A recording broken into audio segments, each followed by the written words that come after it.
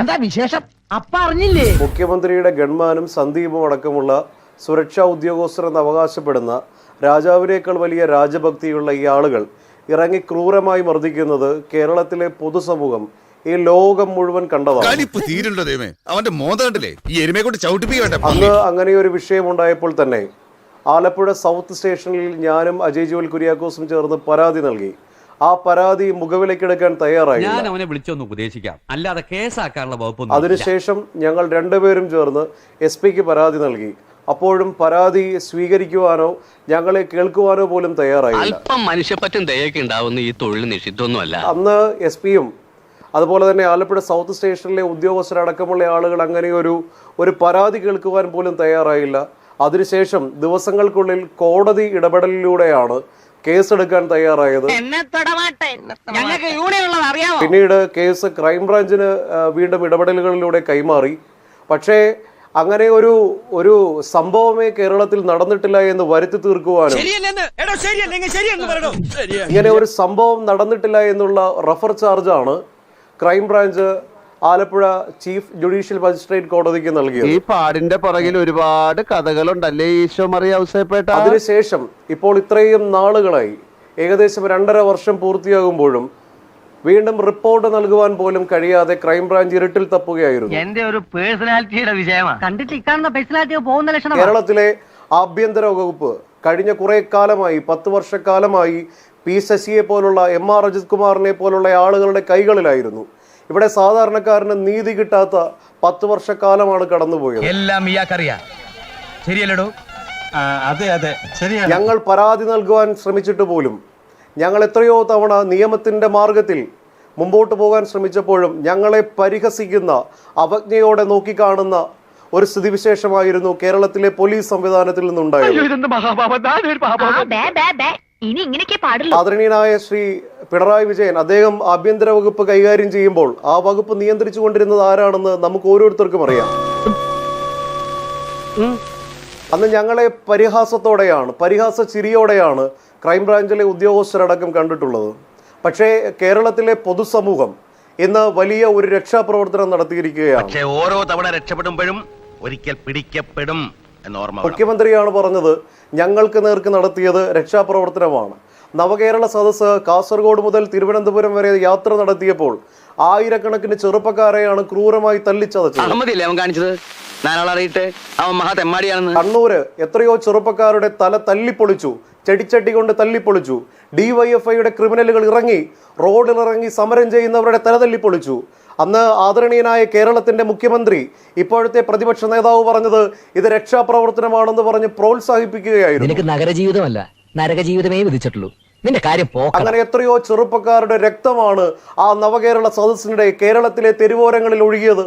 അവയ്ക്കൊക്കെ ആരാണ് മറുപടി പറയുന്നത്? എന്റെ ഈശ്വര, എന്റെ ജീവിതത്തിൽ ഞാൻ ഇങ്ങനെ ഒരു പുലിവാൽ പിടിച്ചിട്ടില്ല. അന്ന് ഞങ്ങളൊക്കെ നിയമത്തിന്റെ വഴിയിൽ എത്രയോ ദിവസം ഈ പോലീസ് സ്റ്റേഷനുകൾ കയറിയിറങ്ങി. ഞങ്ങൾ എത്രയോ പ്രാവശ്യം നീതിക്ക് വേണ്ടി ഞങ്ങൾ പോരാടി. അന്നൊന്നും ഞങ്ങളെ കേൾക്കുവാൻ ഈ ആഭ്യന്തര വകുപ്പോ കേരളത്തിന്റെ മുഖ്യമന്ത്രിയോ തയ്യാറായില്ല എന്നുള്ളതാണ്. ഇത്തരം നിരുത്തരവാദപരമായ നടപടികളാണ് അദ്ദേഹം ഇതിനെയെല്ലാം രക്ഷാപ്രവർത്തനം എന്ന് വിളിച്ചു. അതെ, രക്ഷാപ്രവർത്തനമാണ്. ഇന്ന് കേരളം വലിയൊരു രക്ഷാപ്രവർത്തനം നടത്തി. അതുകൊണ്ടാണ് 102 സീറ്റുമായി UDF അധികാരത്തിൽ വന്നത്. ഇവിടെ P ശശിയല്ല, MR അജിത് കുമാറിനെ പോലുള്ള ഉദ്യോഗസ്ഥരല്ല ഇന്ന് ആഭ്യന്തര വകുപ്പ് നിയന്ത്രിക്കുന്നത്. ഇന്ന് കേരളത്തിന് കരുത്തുള്ള ഒരു മന്ത്രിസഭയുണ്ട്. ആളുകളെ കേൾക്കാൻ കഴിയുന്ന സഹിഷ്ണുതയുള്ള ഒരു വലിയ ഭരണ സംവിധാനം ഇന്ന് കേരളത്തിലുണ്ട്. അതുകൊണ്ടാണ് UDFന്റെ മന്ത്രിസഭ അധികാരത്തിലെത്തി മണിക്കൂറുകൾക്കുള്ളിൽ തന്നെ ഇങ്ങനെ ഒരു അന്വേഷണത്തിന് ഉത്തരവിട്ടതും ഒരു SIT രൂപീകരിച്ച് ശക്തമായ അന്വേഷണം നടത്തുകയും ചെയ്തു.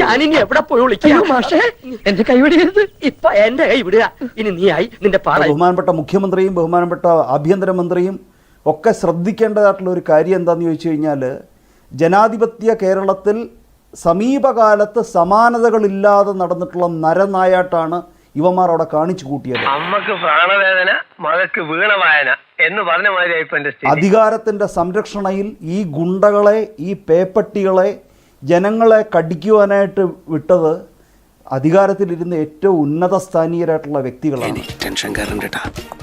എന്റെ നെഞ്ചിൽ പാണ്ടിയും പഞ്ചാരിയും ഒരുമിച്ച അങ്ങനെയുള്ള ഒരു വിഷയവുമായിട്ട് ബന്ധപ്പെട്ട് കോടതിയുടെ നിർദ്ദേശാനുസരണം നടന്ന അന്വേഷണത്തിൽ ഇടപെട്ടൊരു റഫർ റിപ്പോർട്ട് ഇത്തരത്തിൽ തയ്യാറാക്കി കൊടുത്തിട്ടുണ്ടെങ്കിൽ അതിൻ്റെ പുറകിൽ ഇടപെട്ടു എന്ന് പറയപ്പെടുന്നവന്മാർ എത്ര ഉന്നത ശീർഷരാണെങ്കിലും ഞാൻ എങ്ങനെയെങ്കിലും ഒന്ന് ജീവിച്ചോട്ടെ. അങ്ങനെ നിങ്ങൾ ജീവിക്കാൻ ഞങ്ങൾ സമ്മതിക്കോ ഇല്ല. അധികാരത്തിൻ്റെ ദന്തഗോപുരങ്ങളിൽ നിന്നും വലിച്ചിറക്കി ജനങ്ങളുടെ മുമ്പിൽ, ജനാധിപത്യ കേരളത്തിന് മുൻപിൽ അവരെ എക്സ്പോസ് ചെയ്ത് ഡിപ്പാർട്ട്മെന്റൽ ആൻഡ് അതർവൈസ് എല്ലാ നടപടികൾക്കും വിധേയരാക്കുകയും നീ ഇങ്ങനെ നിരാശപ്പെടാതെ നിന്നെ പോലത്തെ ഒരു മരമണ്ടന്റെ കൂടെ ഇങ്ങനെ ഒരു മണ്ടത്തരത്തിന് ഇറങ്ങി തിരിച്ചല്ലോ ഓർത്ത് ചെയ്തു പോയത്. ഈ കുറ്റവാളി എന്ന് ഒരു അഭിഭാഷകൻ എന്നുള്ള നിലയിൽ വിളിക്കാമോ എന്ന് ചോദിച്ചു കഴിഞ്ഞാൽ കണ്ണും കാതും തുറന്നിരിക്കുന്ന ഒരു വ്യക്തിക്ക് വിളിക്കാതിരിക്കാൻ കഴിയില്ല. സർക്കാർ അങ്ങനെ വർഷങ്ങൾക്ക് ശേഷം ഞാൻ ആൺകുട്ടി മിനിമം ഒരു ദിവസമെങ്കിലും മാതൃകാപരമായിട്ട് അവൻ്റെയൊക്കെ നക്ഷത്രം ഊരിമാറ്റി, കാക്കി ഊരിമാറ്റി ജയിലഴികളിൽ അടയ്ക്കുന്ന ദിവസം മാത്രമേ ഈ കൊടും ക്രൂരതയ്ക്കുള്ള പ്രതിവിധിയായിട്ടുള്ള നീതി നടപ്പാക്കാൻ കഴിയുകയുള്ളൂ. വലിയ തെറ്റായി പോയെന്ന് എനിക്ക് ഇപ്പൊ തോന്നുന്നു. ഇപ്പൊ തോന്നിയിട്ടുണ്ട് ഫലം. എത്ര നിഷ്ഠൂരമായിട്ടാണ് ആ റഫർ റിപ്പോർട്ട് കൊടുത്തത്. അതിനകത്ത് പറഞ്ഞിരിക്കുന്നത് എന്താണെന്നറിയാമോ? കേരള പോലീസ് ആക്ടിൻ്റെ 113 വകുപ്പ് പ്രകാരം സതുദ്ദേശത്തോടുകൂടി ചെയ്യുന്ന ഏതൊരു കാര്യത്തിനും നിയമത്തിന്റെ സംരക്ഷണമുണ്ട്. കയ്യോടെ പിടിച്ചു കൊടുത്തില്ലെങ്കിലേ നീയൊക്കെ വഷളായി നാടിനും വീടിനും കൊള്ളാം. ഇവർക്ക് നിയമപരമായിട്ടുള്ള സംരക്ഷണമുണ്ട്. അവർക്കെതിരെ കേസെടുക്കുവാൻ കഴിയില്ല. അങ്ങനെ ഒരു അക്രമവും നടത്തിയിട്ടില്ല. ഈ കാട്ടിയ നിഷ്ഠൂരമായിട്ടുള്ള ഗുണ്ടായിസം, ഔചിത്യം എന്നൊരു സാധനമുണ്ട്. ഒരു മനുഷ്യനായ കുറച്ചൊക്കെ ഔചിത്യം, വന്യമായിട്ടുള്ള ഇവന്റെയൊക്കെ കാക്കിക്കുള്ളിൽ ഇത്രയധികം വന്യതയോടുകൂടിയുള്ള മൃഗങ്ങൾ ഒളിച്ചിരിപ്പുണ്ടായിരുന്നു എന്നുള്ളത് അന്ന് നമ്മുടെ കൺമുമ്പിൽ കണ്ടപ്പോൾ, അല്ലെങ്കിൽ ഇപ്പോൾ കാണുമ്പോഴാണ് വീണ്ടും മനസ്സിലാകുന്നതും അത് ഓർമ്മിപ്പിക്കപ്പെടുന്നത്. മനുഷ്യരെ കുറച്ചൊക്കെ ഇതൊക്കെ വേണം. സപ്പോസ് എന്തെങ്കിലുമൊക്കെ വേണം. ഇത്ര നിഷ്ഠൂരതയോടുകൂടി ചെയ്ത് ആരെയും തടയുകയായിരുന്നില്ല. ദേ വർ എക്സിക്യൂട്ടിംഗ് പണിഷ്മെന്റ്, ശിക്ഷ നടപ്പാക്കുകയായിരുന്നു. എന്റെ തൊഴിലിനോടുള്ള ആത്മാർത്ഥയാണ് ഒരു ചോദ്യം ചെയ്തിരിക്കുന്നത്. ഗ്യാസ് എന്ന് വെച്ച ഒരു സിലിണ്ടർ പോലെയാണ് ഇപ്പൊ എന്റെ മനസ്സ്. വലിയൊരു രാഷ്ട്രീയ അധികാരത്തിലിരിക്കുന്ന ഇതുപോലെ ഒരു പ്രബലനായിട്ടുള്ള തങ്ങളുടെ രാഷ്ട്രീയ നേതാവ്, അധികാരത്തിലിരിക്കുന്ന ഉന്നത ശീർഷനായ വ്യക്തിക്ക് വേണ്ടി ഈ പ്രതിഷേധിക്കുന്നവരോടുള്ള പക തീർക്കുകയായിരുന്നു. ആരും അറിയത്തില്ല. ഇനിയിപ്പോ എന്തറിയാനാ, ഇപ്പോഴേ അറിഞ്ഞു കാണുമല്ലോ. കണ്ണു തുറന്ന് ഇതൊക്കെ കാണാൻ അവസരം സിദ്ധിച്ച അന്വേഷണം നടത്തിയ ഉദ്യോഗസ്ഥർ കേരള പോലീസ് ആക്ടിന്റെ 113 വകുപ്പ് മാത്രമേ കണ്ടുള്ളൂ കേട്ടോ. താഴെ 116 എന്ന് പറയുന്നൊരു വകുപ്പുണ്ട്. പുതിയ പാരയായിരിക്കും. ഏത് രാഷ്ട്രീയ നേതാവിനെ പ്രീതിപ്പെടുത്തുവാൻ വേണ്ടിയിട്ടുള്ള ഒരു അന്വേഷണമായിരുന്നു ഇത്? എത്ര വികലമായിട്ടുള്ള അന്വേഷണമായിരുന്നു എന്ന് മാത്രമല്ല, സമീപകാലത്ത് കേരള പോലീസിന്റെ കീർത്തി ഇത്രയധികം നഷ്ടപ്പെടുത്തിയിട്ടുള്ള ഒരു സംഭവം ഉണ്ടായിട്ടില്ല. അണിയറയ്ക്കുള്ളിൽ പ്രവർത്തിച്ചവരെയും ഇതുപോലെയുള്ള മൃഗീയമായിട്ടുള്ള നടനമാടിയവരെയും നിയമത്തിന് മുൻപിൽ കൊണ്ടുവന്ന് ശിക്ഷിക്കുന്നത് വരെയും ഇതിനകത്ത് നീതി നടപ്പാക്കപ്പെട്ടു എന്ന് പറയുവാൻ കഴിയില്ല. അപ്പോ നാളെ നേരത്തെ തന്നെ ഇങ്ങോട്ട് എത്തണം കേട്ടോ. ശരി.